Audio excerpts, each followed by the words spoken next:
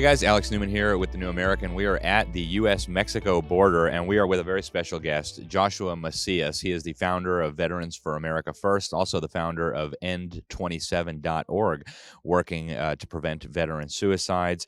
He is, of course, a veteran himself. Joshua, thanks very much for being with us. Thank you, brother. Earlier today, we were talking at breakfast, and you told me something that I really wanted to ask you more about. You mentioned that you think that the reason all these vets are committing suicide, that there's an element of an agenda here. Talk about that a little bit.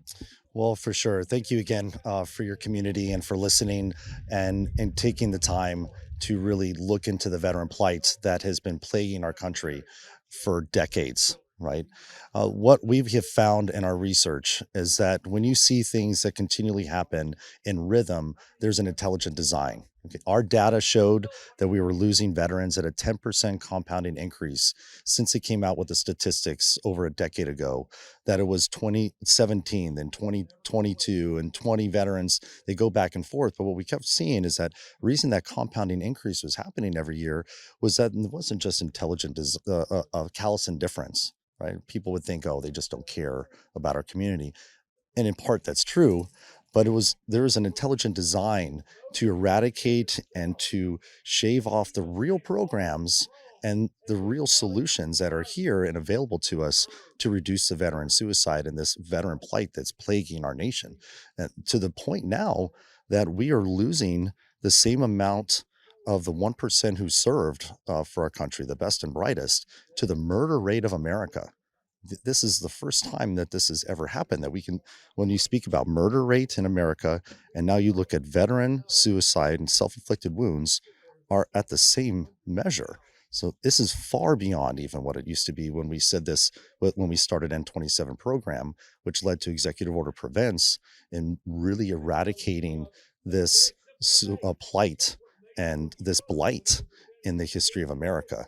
When America, red, white, and blue, said, we will do everything to make you whole again. That was a contract when we put our hand on the Bible and we signed our lives away, as I did when I was 17, that they would make us whole again.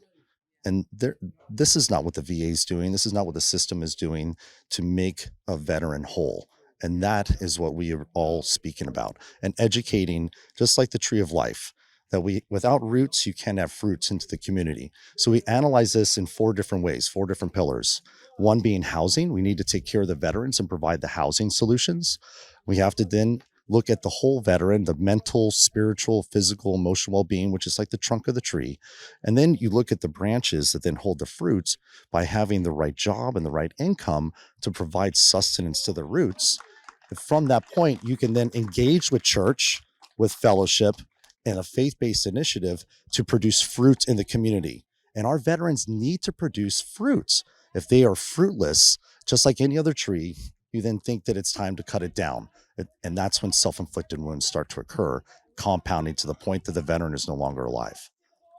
So how do you guys feel that that should be accomplished? I mean, and I know you guys are working on this now. How do you guys work to help veterans produce fruit and keep them out of those kinds of self-destructive behaviors? That's a really good question. So it really does start with ensuring that they have proper roots. And many times we see now, more than any time in history, where they're just kicking out service members without any, quite frankly, quantitative results and how they're going to pull them into community. So our solution is quite simply, one, pull them into community. But first you have to have communities to pull them into. And that's where Net Zero for Heroes, our for-profit organization, is providing housing for veterans and first responders and helping them to have 100% financing in that new construction with net zero houses. So we need to provide to them the best that we have, not dilapidated, rundown properties, but really take care of the veteran and take care of the community that wraps around them, right? So we give them proper housing. As I was saying before, in those 4 pillars, we provide proper housing. We also help them in transition. And that's where vet hosting comes into play. Other veterans can host their house, host their apartment that they have to a transitioning veteran. Let's get them out of the sitting in their car and sleeping in their car. Get them out of couch surfing, okay? Get them out of the hotels and help them to transition into community. And when we do that, then we can wrap around the services to help them with their mental, their spiritual, their physical well-beings, right? And there's specifically, if they're not physically capable, then we can be there to minister to them, help them with their spirit, right? And when those things are in alignment and there's real healing after 10 years, we leave institutional mindset, and all of that time is an opportunity to really heal the brokenness that has happened during carrying these scars of war that we have for some of us decades, right? Wow, that's fascinating, Joshua. And one of the other things that I really wanted to ask you more about, you talked about the core of veterans in America who love their country, who are connected to their family, and what an obstacle they would be to any kind of hostile foreign power or any effort to overthrow our system of government. I mean, you kind of argue that that would make them a target. Talk about the importance of our veterans for the cohesion of our nation, for the national security of our nation, for the prevention of hostile forces on our soil, and so on. That is a really good statement. Yes. So when you look at the demographic of our community, right, we shifted in Vietnam from one where there was a necessity for war and people were given these numbers and then had no choice but to serve, to an all volunteer service. So we lowered the amount of service members down to an elite fighting force. Then now for 40 years, we've been fighting Wahhabis and keeping at bay the enemies of our country and of our state, right?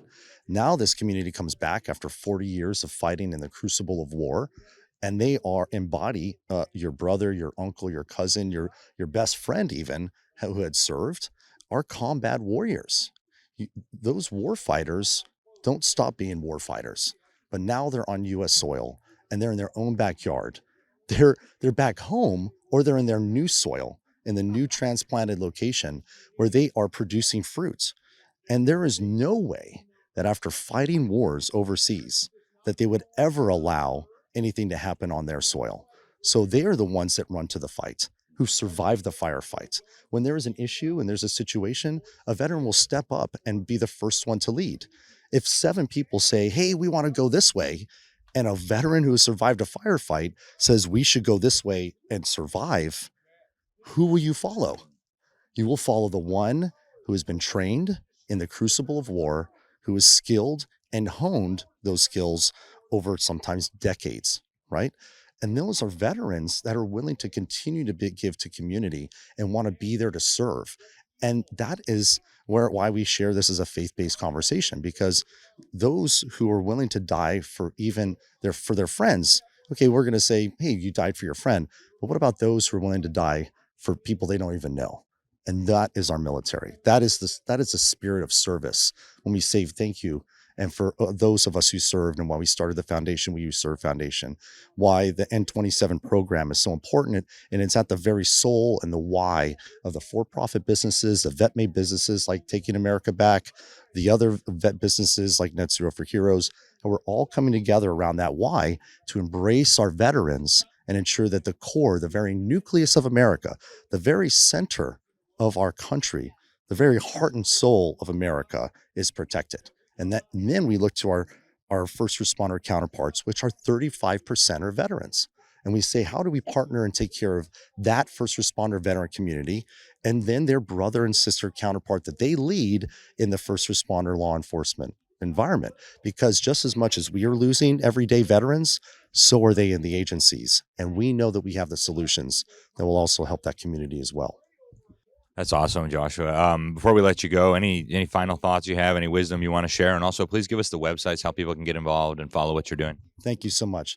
This is not a red and blue conversation. This is about America.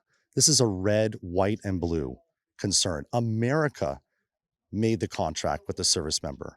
The service member is the one who carries the scars of war for everybody's freedom that's in this viewership or that viewership that is here on this soil, and for all of those that are coming into America right now.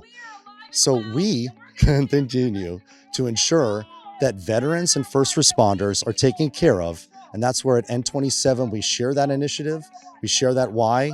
And if you could please encourage your listeners and your viewers to also understand my personal plight at freejosh.us, and how we have been fighting day in and day out to ensure that our community and these issues are at the forefront of every conversation. Thank you so much. I appreciate your opinion. Thank you so much, Joshua. We appreciate it as well. God bless.